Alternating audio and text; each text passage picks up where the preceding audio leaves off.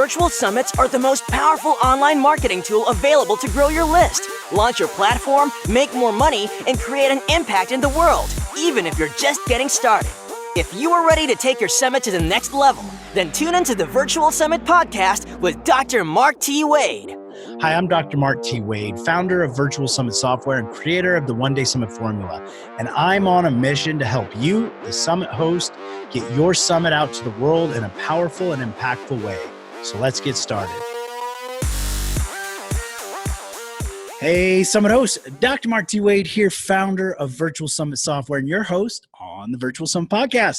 Well, I am excited for today's episode. We're going to be jumping into some aspects of a different style of summit than you've probably normally seen. And all of that's going to be possible because we got legendary Sheri Moise with us today. How's it going, Sheri? It's going great, Mark. Nice to see you. I am super excited to have you on here with us, and I'm super excited to dig into your micro summit. But before we get into all of those summit goodies, I'd love for you to take a quick moment and tell the audience just a little bit more about yourself. I would be happy to. Thanks again for having me. I'm excited to be here. So I am what I love to call myself is a heart-powered mentor. So my focus and my area of support and expertise is really with coaches, healers, alternative practitioners. My people are like showing up and wanting to serve and do their work in the world. So I want to make sure that they have the tools to be able to not only, do their work in the world, have a thriving business, but also the flip side of that is being nourished themselves. So I really take a holistic approach to supporting my clients.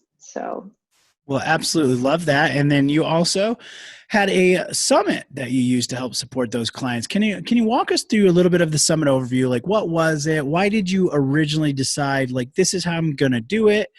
And then how did you settle on the type of summit? Yeah, so I've been looking for a while, trying to figure out, how I wanted to, increase my reach, build my list, so to speak, my audience. And I've tried a lot of different things over the years. I've done the Facebook ads and all the other things that you do, groups and what have you. And my vision and what I really realized is for me, like co-creation and collaboration are huge. And when I'm in that energy, then more things move faster. The meter moves faster for me. I get more excited and behind it and what have you. So when I came across through a friend of mine, this idea of these micro summits, then I was like, because I'd always thought, and people said, oh, you do great having a summit. You have a great presence and blah, blah, blah. And I was like, oh my God, seriously, I have to find 20, 30 speakers and I have to do all that work. Like, there was no way. Like, that felt, really overwhelming and challenging. So I was like, this felt like, magic. Like, okay, it's a win-win-win. It may be a slower list build, maybe, who knows? I'm not going to leave that limitation on myself, but it felt doable. It felt like I could really connect with my speakers and the audience. And so that's why I jumped into that format, because I thought this works for where I want my business to be headed. Virtual Summit's software makes hosting a summit easier than ever. The only software in the world designed specifically for hosting a summit lets you set up a summit in a matter of hours with no tech skill or team needed. You can try out the Virtual Summit's software free at virtualsummits.com. But hurry, this is a limited offer. And I love that. I love there's a lot of summit hosts that are in a very similar position. They're like, I know a summit would be good for me, but man, a multi-day 80-person summit, how does anybody do that? So many moving parts. So I love this. I mean, we're big fans of the one-day summit, and this micro summit even sounds like even more awesome. So let's get into the aspect of this. Now you've got the idea. You've decided that you're going to do this micro summit. what was the planning process? Was there any kind of challenges as you set out to do this, or was it pretty natural, pretty easy? Walk us through that process. Um, it was, I had a really amazing mentor who kind of coined and developed the Micro Summit kind of idea in her own way and kind of paved the way for me. So Barbara Ames, she's fantastic. And so I had all of the roadmap laid out for me. So then it was really for me just, deciding what felt relevant in terms of a topic for my audience, and diving in, and reaching out to potential speakers. And that's kind of, I hear from a lot of people, and even for myself, like that, who do you connect with, and how do you do that? And I gave myself the challenge of reaching out to people I didn't know, that were not in my, immediate circle or 3 degrees of separation. They were maybe 5, 6, 7 degrees of separation. So that was a really interesting process for myself. And something I'm really glad I did, because I got to connect with people that, I wouldn't have maybe otherwise. Well, let's dive into that aspect then. So reaching out to speakers that you don't know, maybe haven't had a relationship or a connection with before, what was maybe a tip or a strategy you could offer to the summit host that worked well for you? Maybe something to avoid that didn't work so well. So one of the things that worked well for me was, taking the time to make sure that I felt connected to whatever their message was, because I probably hadn't been on their list for a while, or, didn't have a ton of experience. I kind of followed some breadcrumb trail. So, really looking at the content that they've got out there, getting on their list, making sure that you feel resonant with what they have to say. And so, then too, when you reach out, you can say, hey, I read this about, you wrote this, or I saw this video you did, and this is why I'm reaching out to you. This is why this is a connection. Not just writing the typical form invitation, which feels icky, just making sure that you've personalized it. And then, the biggest tip is getting out of your own head. People want to be asked. People want, even if, and most of the time, if they said no, it was just because it didn't fit into their schedule, not because, I had a couple of just no answer. And the other thing, which felt a little edgy to me at the beginning, was like, you got to follow up and say, hey, I sent this message. Did you get it? Because people get lost in the inbox. So that's just like tactical, practical. Well, I think it's super important, though. It is very relevant that we all know we get emails and we're like, oh, there's that one. I need to follow up with that. And then other stuff comes up. It's important to us, the email we're sending out, but to the person you're sending it to, they probably have some other higher priority things at the time. So don't be afraid to reach back out. That is totally okay. I love that you said that. Well, let's dig into this. So you've set this up. Talk to us about this micro summit. What is the format of that? How did you lay it out? Did you have 35 speakers over the course of a year, or talk through us through the format of that? So it is, a short focus series. So 5 days. The goal was 5 to 7 speakers at the most. And the reason to have 7 would be just like life happens, right? So people end up having to back out, can't promote at the last minute for whatever reason. But the idea was, basically a speaker a day, 5 days, we're in, we're out. And the other difference than what I typically see out there is that all of the interviews were available live day one. So when the summit went live, you could binge watch all 5 videos if you wanted to. And they were short, powerful interviews, nothing more than 25, 30 minutes. So really staying in that energy of like, this is digestible, consumable information. So then each day, and whoever the featured speaker of the day was, their video was at the top of the page, and the email was focused on that speaker for that day. And then left the replay up for about a week afterwards. So that was the format. And was there let's talk through the topic selection. Was like one interview built onto the next, or were they on different themes, topics? Let's dig into that. The topic I chose was banish overwhelm. So, it was really about, as you're growing your business, making sure that you can get out of and stay out of overwhelm so that you can have that thriving business. And so what's beautiful is that I sent that out as a topic and said, here is my audience. Do you resonate with this audience? And what's your, I believe you have a unique perspective on it. Is this something you'd be interested in talking about? And then I hopped on a short 15-minute call with each speaker just to see what if I resonated with where they were going to come, at with that response. And it's amazing. You have 5 people and there's 5 different angles, that people are going to come at it with, which is beautiful because it wasn't a cookie cutter response. Each person had a pearl or 2 or 3 or 4 of wisdom around it.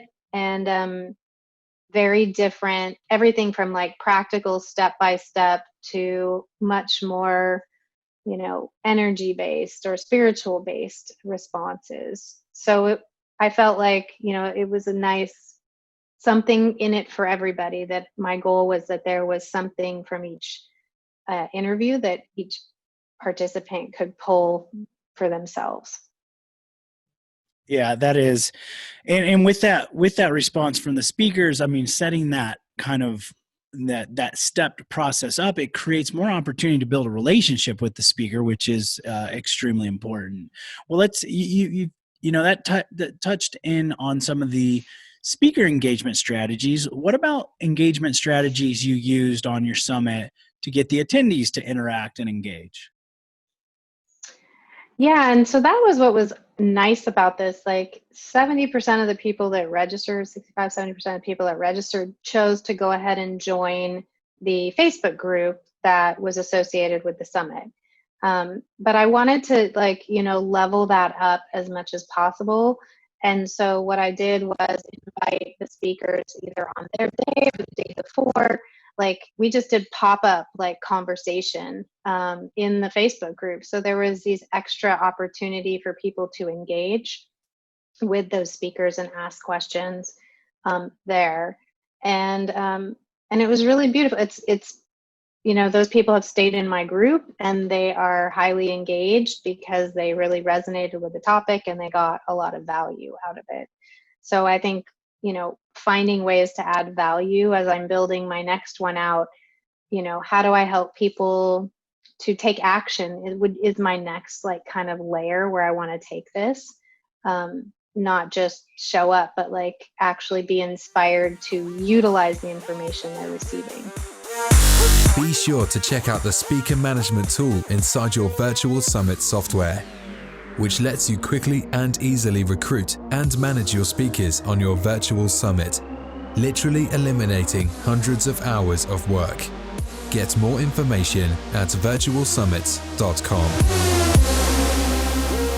The iterations, that's one of the benefits of running these ongoing, is every time you learn something, you can apply it to the next. They get better and better and better.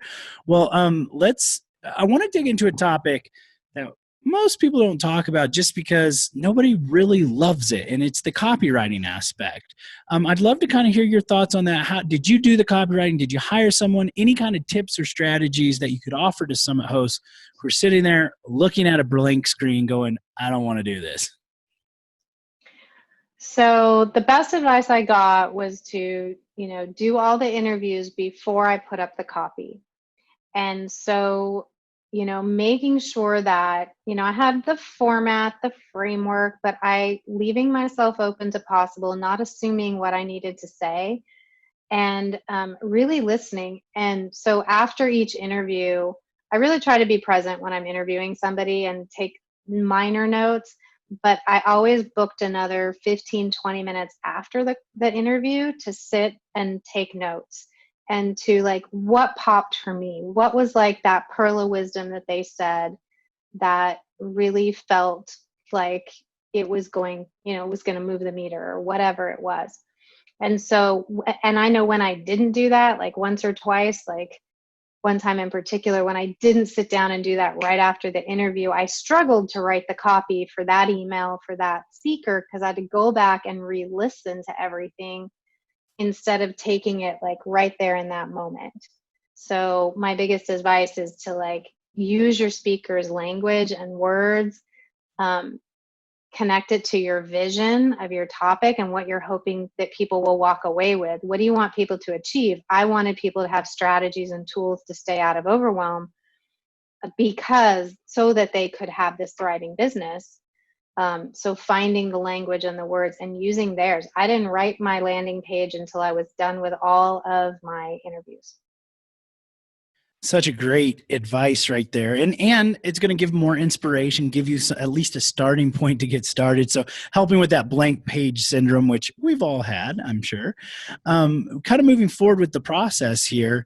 When it comes to the promotional aspect, I know we've talked about a little bit having the speakers help promote this and bring some attention to it. Were there any other strategies you used to promote the summit, and what were your thoughts on those?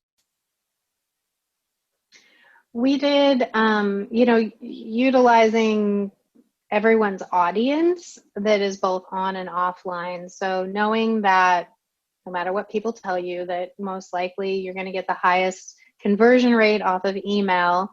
So making sure that people are committed to doing 1 or 2 solo emails, like, 2 was because my summit was a small number, my request was 2, but how could we increase engagement with each speaker's audience? So doing things like, Facebook Lives or Instagram stories or other things to, engage their audience and get them excited, about the process, about what was coming, I think was super helpful. And it's really you're running a system here, right? So you've got to stay on top of making sure that the speakers are holding up their end of the bargain. The way that it's a win-win is if my list grows and their list grows, I can promote to my list all day long, but that's not really yes, it's a nice benefit for the people on my list, but I want to grow my list. So making sure that you're following up and saying like, you said you would do XYZ, this is what you agreed to. Making sure you're checking in to see if they're doing that. And gentle reminders, be friendly. Reminders are key for sure. So I love that you talked about, the aspect of the importance of the email promotion. And that is one of the most powerful ways to build the community, build the audience. What would something be moving forward when selecting speakers? How would you kind of redo that going forward for your next one? Yeah, I think out of my, newbie-ness at the time of doing this process that, I just wanted to make it happen. And so I set the bar maybe lower than I could have or should have in terms of what the barrier to entry was in terms of list size. So that will be something that I've committed to myself for this next round, that the list size, because it's a small group, the opportunity to make sure that everybody's, potentially supported, and getting a win-win-win is important to me. So making sure that I've, hit that threshold with each speaker. And then, the beautiful thing is like, Mark, if somebody doesn't have that list size, what I did was just say, hey, let's just do an interview anyway. And I'll use it as it's then, something won't be part of the summit, but, I'll promote it in my Facebook group and to my list another time that makes sense. Let's pick a topic we both love. I'll feature you another time. So there's a way to say no, thank you but still make it a win-win. It's like making them feel like that you said yes while saying no. I love that. That's one of our, that's one of the things we work with our customer service is any time you have to tell somebody no, at least make it feel like they were told yes. So giving them a win-win there is an amazing way of doing that. I want to get into the next summit you have coming, but before we do that, I want to talk about the summit offer. So on this micro summit that you did, was there any kind of offer that was either on it or after it? And walk us through that. Yeah, so I didn't attach like a sale of the recordings this time around or anything like that. I know, and I haven't decided for myself, like, whether or not that's something I want to do. But each of my speakers had the opportunity, of course, to provide a free gift, and I made sure that we took time at the end of each interview to promote that. And to talk about why it was connected to the topic. And I did ask that they try to connect the two, so that it made logical sense. So from a speaker perspective, each one had an offer and an opportunity to share that. And I promoted that in the interview and in the email sequences. And then for myself, it was what I think is the beautiful gift of having, a new group of people on your list is the opportunity to learn from them. And so the first thing I did after is survey this list before I made any offer of what was next, because I wanted to see who was showing up and to make sure that whatever I did offer was going to be resonant. I think it's one of the things I work with my clients on is if we guess, or we assume, we may take a sidestep. So I think it's just this beautiful opportunity for learning. And so then I did offer people who filled out the survey an opportunity to hop on a call with me, to see if there was a fit there, to work together. Next time around, because I'm going to be launching a group program, it'll just depend on what that audience looks like, but I will use the same process of survey, then offer. With the Ever Summit feature inside the Virtual Summit software, you can rerun your summit as if it were live, ongoing forever with one click of a button. This now lets you continue to use your summit forever, bringing in qualified and engaged leads every month into your business. Get more information at virtualsummit.com. Well, let's dig into this a little bit, because this could be valuable information for everybody listening in. What is that process? Like, what type of questions would you ask in the survey to determine what type of offer to give? So you want to do something really simple, short, and powerful. If you've ever heard of the ask method, that's kind of what I've modeled, is Ryan's ask method. So what's the one thing that your people are struggling with the most? So, wanting to find out, what's the biggest challenge, struggle, that you have when trying to do X, Y, Z. So in my case, when trying to attract new clients, or trying to reach your clients, what's the biggest challenge, struggle, opportunity you have? So really it's like one question that's the meat of the matter, and giving people an opportunity to tell you more. And then you may want some demographics, a little bit about how long they've been in business, but keeping it really short and simple. And so that's maybe 5 questions at the most. That'll increase your engagement. I see a lot of people now doing like 3 questions. So, the shorter, the better. It's taking your time to craft the meat of the sandwich. Yeah, I mean, getting feedback from an audience is so valuable for that purpose right there. Now, as we start to round this interview out, I'd love for you to tell us a little bit about the next summit. Like, what are you implementing some lessons learned? What's going to be different? Tell us about those aspects. So from a practical perspective, it'll be the same 5-day format. I will look for, to round it out with 7 speakers, just because I want to see, how that energy works, and to have that backup plan in place. And I will hit that, list requirement. I will be less flexible with that than I was in the past. And then I want to look to increase engagement. So I want to inspire people to take action. So I want to work with my speakers to like at the end of their interview, give people an action step to take that then they can show up in the Facebook group and comment that they did XYZ and this was the result, or whatever it is that they did. So I want to see, just get people more engaged and involved, create more energy. Yeah, that is going to be phenomenal. So everybody's sitting here going, Mark, this is amazing. How can I get some more information about Sheri, where she's hanging out, what she's doing? So why don't you share with the audience the best way to get in touch with you and where you're hanging out at? You got it. Well, if you want to take a look at, what's going on with my summits, it's heartpoweredresults.com. The last summit information is up. The next one will be up shortly. I hang out on Facebook under Sheri Moise or Heart Powered Coaches and Healers Collective. If you're a coach, or just Heart Mind Energy is my company. So I'm really about connecting people to their hearts. So that's where I'm all at. Oh, well, we appreciate that. Our hearts are feeling it right now, Sheri. I'm going to let you give us the final parting piece of wisdom or advice before we close it out here.